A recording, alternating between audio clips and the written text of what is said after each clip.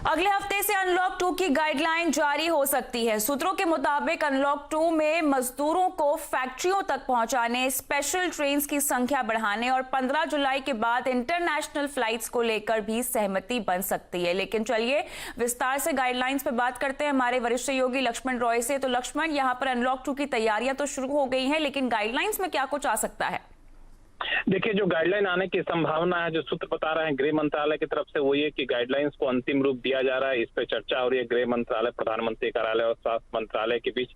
और इस चर्चा के बाद हो सकता है कि 30 जून से पहले सरकार अनलॉक 2 की गाइडलाइन जारी कर दे। उस गाइडलाइन में सबसे महत्वपूर्ण जो मकसद होगा, वो मकसद ये होगा कि कैसे इकोनॉमिक एक्टिविटी को और ज्यादा बढ़ाया जाए, क्योंकि इंडस्ट्री अपना काम तो शुरू करना चाहती है, लेकिन उनके यहाँ जो काम करने वाले लोग हैं वो काफी कम संख्या में है। तो वापस जो लोग माइग्रेंट वर्कर गए अपने घर वापस आए, इनके लिए स्पेशल ट्रेन की संख्या बढ़ाई जा सकती है ताकि कामगार वापस लौटे और इंडस्ट्री में एक्टिविटी पूरी तरह से शुरू हो। इंडस्ट्री के ऊपर जो पाबंदी लगाई गई थी, शर्तें लगाई गई थी कि आपको उनके रखने का इंतजाम करना पड़ेगा, उनके लाने का इंतजाम करना पड़ेगा, उसकी शर्तों में कुछ आपको ढील दिए जाने की संभावना दिख रही है।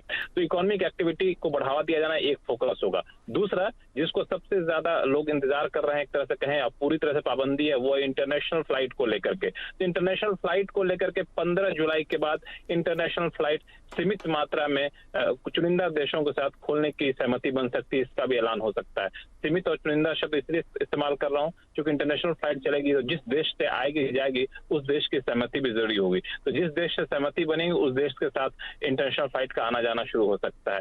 तीसरी चीज जो सब कोई जानना चाहता है कि मेट्रो का क्या होगा, ऐसे पब्लिक ट्रांसपोर्ट का क्या होगा, तो मुझे लगता है कि पूरी तरह से खोलने की संभावना कम है। कुछ शर्तों के साथ सीमित मात्रा में मेट्रो जैसी सुविधाएं शुरू की जा सकती है, लेकिन शिक्षण संस्थान, स्कूल, कॉलेज, धार्मिक समारोह, सार्वजनिक समारोह, इन सब चीजों पर पाबंदी अगले अनलॉक 2 में भी जारी रह सकती है। ऑलराइट, तो यहाँ पर हमारी नजर होगी अगले हफ्ते अनलॉक 2 की गाइडलाइंस पे। शुक्रिया तमाम डिटेल्स हमें देने के लिए लक्ष्मण। तो अनलॉक 2 की तैयारियों के बीच देश में कोरोना मरीजों की संख्या 5 लाख के पार पहुंच गई है। बीते 24 घंटों की बात करें तो 18,000 से ज्यादा कोरोना पॉजिटिव केसेस सामने आ गए हैं। और कोरोना से जुड़ी हर अपडेट लेते हैं हमारे सहयोगी आलोक प्रियदर्शी से। तो आलोक, ये बताएं कि बीते 24 घंटे में हमने देखा कि कई मामले सामने आए हैं, लेकिन रिकवरी रेट यहाँ पर ज्यादा होता हुआ दिखाई दे रहा है। बताएं क्या राहत की खबर है? बिल्कुल, देखिए जो तादाद पहुंची है कोरोना मरीजों की संख्या देश में 5 लाख के पार, उसमें राहत की बात यह है कि जो रिकवरी रेट है वो 58% के ज्यादा है, यानी करीब 3 लाख मरीज जो हैं वो इस वक्त ठीक हो चुके हैं कोरोना से। तो ये थोड़ी सी राहत की बात है। हालांकि अगर देखें तो जो 5 लाख का आंकड़ा पार हुआ है, उसके बाद जो टॉप दुनिया के देश हैं जिनमें कोरोना की मरीजों की संख्या है उसमें भारत भी आ गया है। क्योंकि के बाद भारत से पहले कुछ ही देश हैं जैसे कि अमेरिका, रूस, ब्राजील जैसे देश हैं, तो टॉप 5 में है, यानी चौथे नंबर पर भारत इस वक्त है। तो ये एक दिक्कत है। सबसे बड़ी बात यह है कि जो पिछले 24 घंटे में जो नए मरीजों की संख्या आई है वो 18,500 के आसपास आई है। इसके पीछे वजह भी यह है कि जो सरकार ने जो टेस्टिंग की प्रक्रिया है या टेस्टिंग की संख्या है उसको बहुत ज्यादा बढ़ा दिया है। पिछले 24 घंटों में करीब 2.25 लाख कोरोना के टेस्ट हुए हैं और इस वजह से ही शायद ज्यादा नए मरीज 24 घंटों में मिल रहे हैं। हालांकि कोशिश यही चल रही है कि कंटेन किया जाए, लेकिन जो राज्यों की स्थिति है इस वक्त देखा जाए तो महाराष्ट्र नंबर 1 पे है। महाराष्ट्र में 1.5 लाख से ज्यादा मरीज हैं। वहीं दिल्ली में 77,000 मरीज हैं। और जो इसके बाद जो तमिलनाडु, गुजरात और वेस्ट बंगाल जैसे राज्य हैं, तो ये पूरा स्थिति है इस वक्त देश की कोरोना को लेकर। और देखने वाली बात होगी कि कितनी जल्दी इसके लिए दवाई या फिर वैक्सीन आता है ताकि जो रिकवरी रेट है और भी बेहतर हो का है। लेकिन आप हमारे साथ बने रहें आलोक, हम आगे बढ़ते हैं। कांग्रेस के पूर्व अध्यक्ष राहुल गांधी ने अब कोरोना के बढ़ते मामलों को लेकर प्रधानमंत्री मोदी पर निशाना साधा है। उन्होंने कहा कि केंद्र सरकार के पास कोरोना से निपटने के लिए कोई योजना नहीं है। राहुल ने ट्वीट किया कि कोरोना वायरस देश के नए हिस्सों में तेजी से फैल रहा है, भारत सरकार के पास इससे निपटने का कोई प्लान नहीं है। प्रधानमंत्री खामोश हैं। उन्होंने महामारी के सामने सरेंडर कर दिया है और इससे निपटने से इनकार कर दिया है।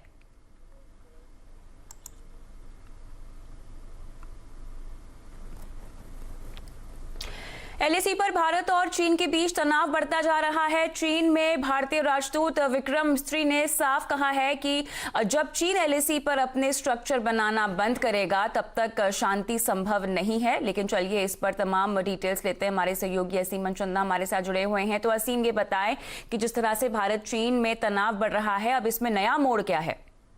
जी, सही कहा आपने। तनाव जो है लगातार बढ़ता ही जा रहा है। कई दौर की बातचीत जो है दोनों देशों के बीच में हो चुकी है, लेकिन अभी तक वो बातचीत जो है नतीजा रही है। अब वहां पर युद्ध के हालात जो है बनने लगे हैं। सेना जो है पहले से अलर्ट पर है। काफी ज्यादा वहां पर मूवमेंट जो है वो बढ़ गई है। वहां पर करीबन जो हम सूत्रों के हवाले से जानकारी मिल रही है, करीबन 45,000 सैनिक जो है वहां पर भेजे जा रहे हैं। लेकिन इस बीच जो भारतीय राजदूत है विक्रम मिस्त्री चीन में, उन्होंने साफ कर दिया कि अगर जब तक चीन जो है अपने स्ट्रक्चर वहां पर बनाना जो है बंद नहीं करेगा, तब तक शांति जो है वो संभव नहीं है। उन्होंने कहा कि चीन जो है कई इलाकों पर अपनी जिद जो है वो छोड़ने के लिए तैयार नहीं है। हालांकि भारत ने इनके सारे झूठे दावों को जो है वो खारिज कर दिया। खासतौर पर उन्होंने ये जो विक्रम मिस्त्री उन्होंने कहा कि जब तक चीन इन इलाकों के ऊपर अपनी जिद जो है वो नहीं छोड़ेगा और जो गलवान वैली के अंदर जो परमानेंट स्ट्रक्चर बनाने की तैयारी कर रहा है उनको नहीं छोड़ेगा, तब तक वहां पर फेस ऑफ जो है वो रहेगा, स्टैंड ऑफ जो है बना रहेगा। अभी फिलहाल स्टैंड ऑफ जो है वो लगातार बना हुआ है। बातचीत का एक दौर जो है वो आगे होगा, लेकिन देखिए कहाँ पर ये बातचीत जो है वो पहुंचती है, क्योंकि भारत जो है हमेशा से ही चाहता है कि शांति पूर्वक बातचीत से इसका हल जो है निकाला जाए, लेकिन चीन जो है अभी भी अपनी जिद छोड़ने के लिए तैयार नहीं। बिल्कुल असीम, शुक्रिया तमाम डिटेल्स के लिए।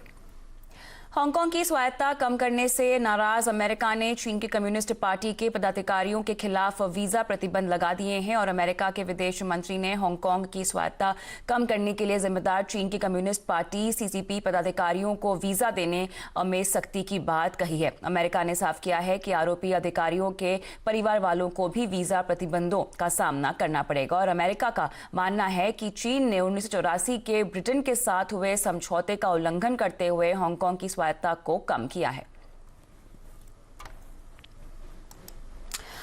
आगे बढ़ते हैं, बात करते हैं कोऑपरेटिव बैंकों की। कोऑपरेटिव बैंक के ग्राहकों को भी 5 लाख का इंश्योरेंस कवर मिलेगा, जिससे घोटाला या बैंक डूबने की स्थिति में उनका पैसा सुरक्षित रहेगा। सभी कोऑपरेटिव बैंक अब आरबीआई की निगरानी में काम करेंगे। इतना ही नहीं, राष्ट्रपति ने बैंकिंग रेगुलेशन अध्यादेश को मंजूरी भी यहां दे दी है। लेकिन चलिए विस्तार से इस पर अपडेट लेते हैं। सहयोगी आलोक प्रियदर्शी हमारे साथ जुड़े हुए हैं। तो आलोक, ग्राहकों के लिए साफ तौर से राहत की खबर है, डिटेल्स दें।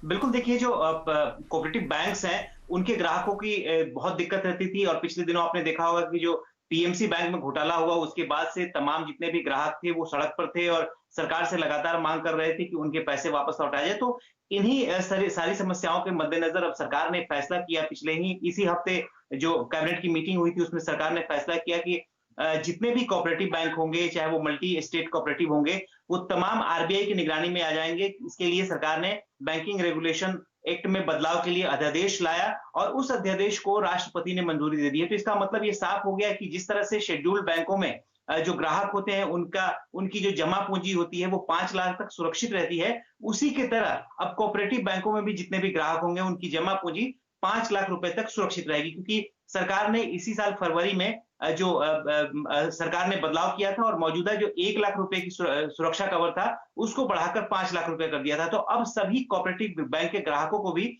इस 5 लाख रुपए का सेफ्टी कवर मिलेगा। तो अब ये एक बड़ा बदलाव है। सरकार का मानना है कि अब आरबीआई की निगरानी में लगातार जब कोऑपरेटिव बैंक रहेंगे तो वहां पर गड़बड़ी की चांसेस कम रहेंगे और साथ ही साथ उनका रेगुलेशन और मैनेजमेंट बेहतर तरीके से हो सकेगा। तो ये एक बड़ा कदम है कोऑपरेटिव क्षेत्र के लिहाज से। बिल्कुल, शुक्रिया यहाँ पर तमाम डिटेल्स हमें देने के लिए आलोक। देश में घरेलू हवाई यातायात को शुरू हुए 1 महीना हो गया है, लेकिन अभी बैंकिंग यहाँ पे बुकिंग की अगर बात करें तो पहले के मुकाबले 1/3 भी नहीं है। ऑनलाइन ट्रैवल पोर्टल्स की अगर हम माने तो इस वक्त ज्यादातर यात्री सिर्फ एक तरफ की यात्रा कर रहे हैं और वो भी इमरजेंसी के लिए। लेकिन पूरी खबर समझते हैं रोहन सिंह से। रोहन, एयरलाइंस को लेकर फिलहाल ताज़ा अपडेट क्या है, क्योंकि बुकिंग यहाँ पर जो हो रही है वो टॉप 10 डेस्टिनेशन जो हैं वो छोटे शहरों की है। बताएं कौन कौन से शहर शामिल हैं। जी 3-4 काफी रोचक बातें निकल के आई हैं क्लियर ट्रिप के इस डाटा में। सबसे पहले तो जो ट्रैवल करने वाले लोग हैं वे सबसे ज्यादा 90% से ज्यादा लोग सिर्फ वन वे बुकिंग करा रहे हैं, यानी कि उनके वापस आने का उनका कोई इंटेंशन नहीं है। बिजनेस ट्रैवल एक तरह से हम कह सकते हैं बिल्कुल पूरी तरह से नहीं हो रहा है, ना ही किसी तरह का लीजर ट्रैवल हो रहा है। सिर्फ वही लोग जा रहे हैं जो कि जरूरत में है या कहीं फंसे हुए हैं, जिन्हें वापस आने की कोई जरूरत नहीं है या नहीं आना चाहते हैं फिलहाल, वैसे ही लोग आ रहे हैं। दूसरी महत्वपूर्ण चीज, लोग इमरजेंसी में काफी ज्यादा बुकिंग करा रहे हैं। 80% से ज्यादा लोग अगले 14 दिनों के लिए बुकिंग करा रहे हैं, यानी कि पहले की तरह जो लंबी प्लानिंग होती थी 3 महीने 4 महीने 6 महीने की प्लानिंग, उस तरह की कोई बुकिंग इस वक्त नहीं दिख रही है। तीसरी चीज, जो डेस्टिनेशंस हैं उसमें काफी बदलाव है। अगर टॉप सेक्टर्स की बात करें तो लॉकडाउन से पहले जो टॉप सेक्टर्स हुआ करते थे, दिल्ली मुंबई सबसे ज्यादा बिजी सेक्टर हुआ करता था, उसके बाद दिल्ली बेंगलोर का नंबर आता था। अगर अभी की बात करें, पिछले 1 महीने की बात करें, तो सबसे ज्यादा जो लोग ट्रैवल करना चाहते हैं दिल्ली पटना सेक्टर में सबसे ज्यादा लोग ट्रैवल करना चाहते हैं। मुंबई वाराणसी भी अच्छी खासी वहां पे भी डिमांड है, हालांकि उसके बाद दिल्ली मुंबई और दिल्ली बेंगलोर का नंबर जरूर आता है। लेकिन इसके अलावा टॉप 10 की बात करें तो पुणे नई दिल्ली बेंगलुरु पटना जैसे सेक्टर्स भी टॉप 10 में अपनी जगह बना रहे हैं। अब टॉप डेस्टिनेशंस की बात करें, यानी कि वे डेस्टिनेशन जहां सबसे ज्यादा लोग ट्रैवल कर रहे हैं, तो पहले नई दिल्ली नंबर 1 पे था, अभी भी नंबर 1 पे नई दिल्ली ही है। दूसरे नंबर पर कोलकाता था, अब मुंबई था, माफ कीजिएगा, इस बार कोलकाता है। लॉकडाउन के बाद की बात करें तो बेंगलुरु तीसरे नंबर पर बना हुआ है, पटना ने जगह ले ली है हैदराबाद की चौथे नंबर पर, और चेन्नई 5वें नंबर पर हुआ करता था उस वक्त। अब जो है वहां हैदराबाद इस नंबर पे आ चुका है। तो छोटे शहर टियर 2 टियर 3 जो शहर है वहां लोग जाना चाहते हैं, और इसलिए ये जो ट्रेंड है ये इसमें रिफ्लेक्ट हो रहा है। शुक्रिया रोहन तमाम डिटेल्स के लिए। और कोरोना के बाद क्या है एमएसएमई सेक्टर का रिकवरी प्लान, बताएंगे आपको पूरा अपडेट इस छोटे से ब्रेक के बाद।